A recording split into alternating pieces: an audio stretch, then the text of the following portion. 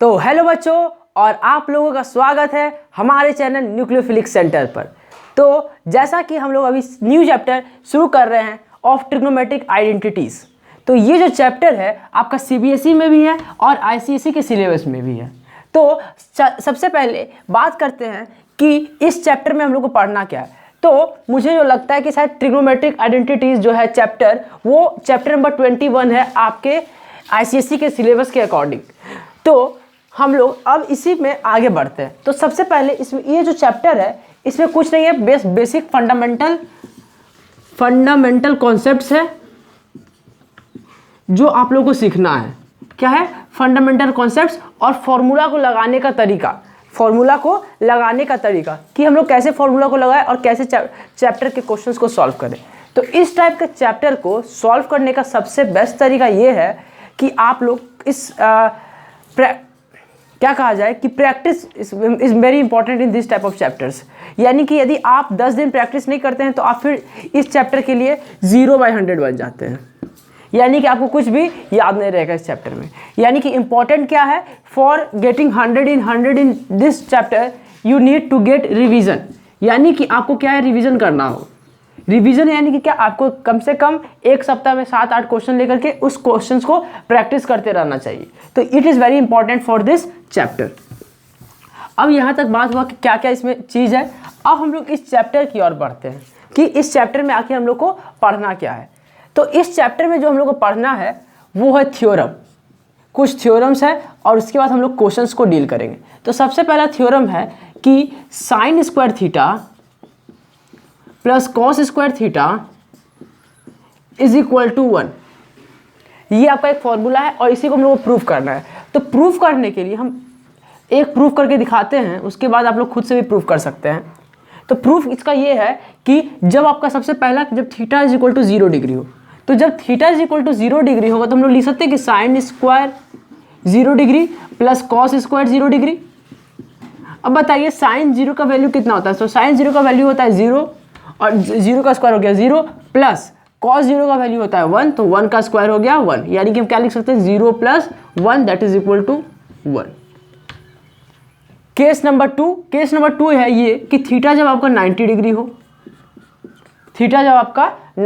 हो, तो जब थीटा 90 डिग्री हो तो हम लोग लिख सकते हैं साइन 90 का होल स्क्वायर प्लस कॉस 90 का होल स्क्वायर। अब बताइए साइन 90 का वैल्यू कितना होता है। साइन 90 का वैल्यू होता है 1, तो 1 का होल स्क्वायर प्लस 0 का होल स्क्वायर। यहाँ पर भी स्क्वायरिंग कर सकते हैं आप लोग। तो ये हो गया 1 plus 0 that is equal to 1। यानी कि हम कह सकते हैं कि sine square theta plus cos square theta का वैल्यू हरदम 1 होगा। अब थर्ड केस, जब आपका थीटा क्या हो, कोई भी एक्यूट एंगल हो, तो इस एक्यूट एंगल को कंसिडर करने के लिए हम लोग क्या करेंगे, एक राइट एंगल ट्राइंगल ले लेंगे। कोई भी एक राइट एंगल ट्राइंगल ले लिया, इसका नाम दे दी ABC। ये हो गया थीटा, ये हो जाएगा 90 माइनस थीटा, और ये हो गया आपका 90 डिग्री। तो ठीक है, यहाँ तक समझ में आ गया। अब देखिए इसके आगे, जब आपका theta is equal to theta कोई भी एक्यूट एंगल हो, तो हम क्या बोल रहे थे कि sine square theta plus cos square theta is equal to क्या हमको प्रूफ करना है, ये 1 प्रूफ करना है। तो अब बताइए साइन थीटा का वैल्यू यहाँ से कितना आएगा। तो साइन थीटा क्या हो जाएगा, परपेंडिकुलर बाय हाइपोटेन्यूज। तो परपेंडिकुलर इस एंगल के लिए परपेंडिकुलर कितना होगा, तो साइन सी के लिए आपका परपेंडिकुलर जो होगा वो होगा AB अपॉन AC, यानी कि AB अपॉन AC। ठीक है। और कॉस थीटा के लिए जो आपका क्या बोलते हैं आएगा, वो क्या होगा, बेस अपॉन हाइपोटेन्यूज, यानी कि बेस इसके लिए क्या है, BC। तो ये हो गया BC अपॉन हाइपोटेन्यूज क्या है, तो हाइपोटेन्यूज आपका क्या है, AC, यानी कि BC अपॉन AC। ठीक है, यहाँ तक शायद समझ में आ गया आप लोग को।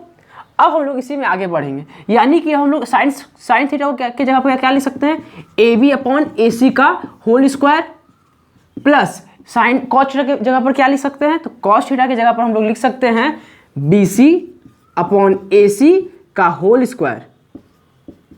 ठीक है, यहाँ तक समझ में आ गया। अब इसको हम लोग यदि हम लोग एलसीएम लेते हैं तो हम लोग क्या लिख सकते हैं कि ये आपका इधर हो जाएगा AC का स्क्वायर, इधर हो जाएगा AC का स्क्वायर, और ये क्या हो जाएगा AB का स्क्वायर प्लस BC का स्क्वायर।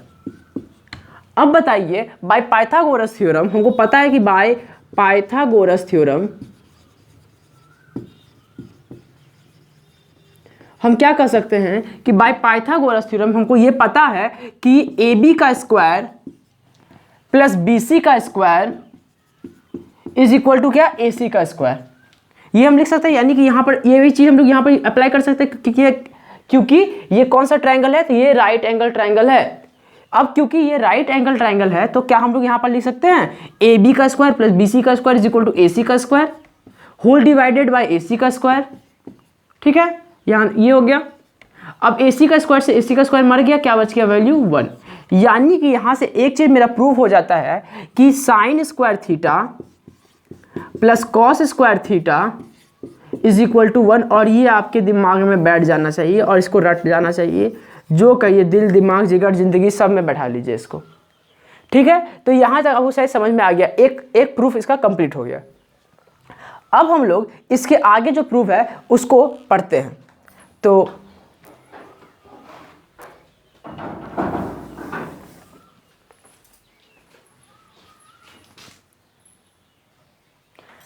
नेक्स्ट अब हम लोग थ्योरम नंबर 2 पर चलते हैं।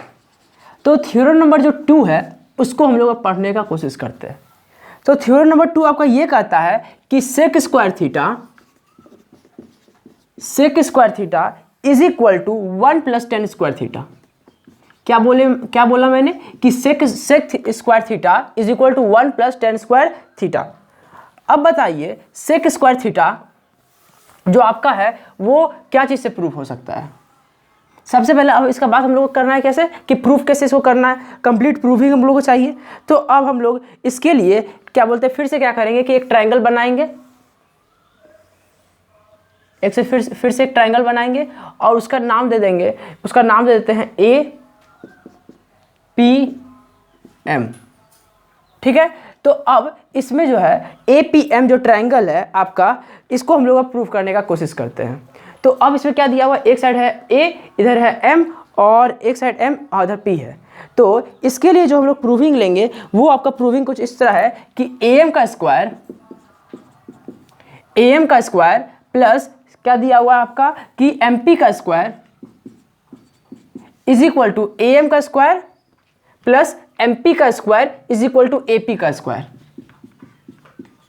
ये आपका दिया हुआ है। तो अब हम क्या करेंगे कि इसको ए एम का स्क्वायर प्लस एम पी का square is equal to A P का स्क्वायर और सारे टर्म को हम लोग ए एम के स्क्वायर से डिवाइड कर लेते हैं अपॉन ए एम का स्क्वायर। ठीक है, ये हो गया। अब आप बताइए कि यदि हम इसको लिख सकते हैं कि ए एम का स्क्वायर अपॉन ए एम का स्क्वायर प्लस इसको लिख सकते हैं एम पी का स्क्वायर अपॉन ए एम का square is equal to A P का स्क्वायर अपॉन ए एम का स्क्वायर। अब आप बताइए ए एम का स्क्वायर तो ए एम का स्क्वायर से कट गया, तो ये बन गया 1 प्लस एम पी का square whole divided by A M का square is equal to A P का square plus whole divided by A M का स्क्वायर। कोई दिक्कत? अब आगे देखते हैं। अब तो देखिए एम पी का स्क्वायर ए एम का स्क्वायर, हम लोग सबसे पहले ले लेंगे एम पी और ए एम। ये आपके मान के चलिए ये आपका जो है वो एंगल है। ठीक है, ये आपका कोई एंगल है।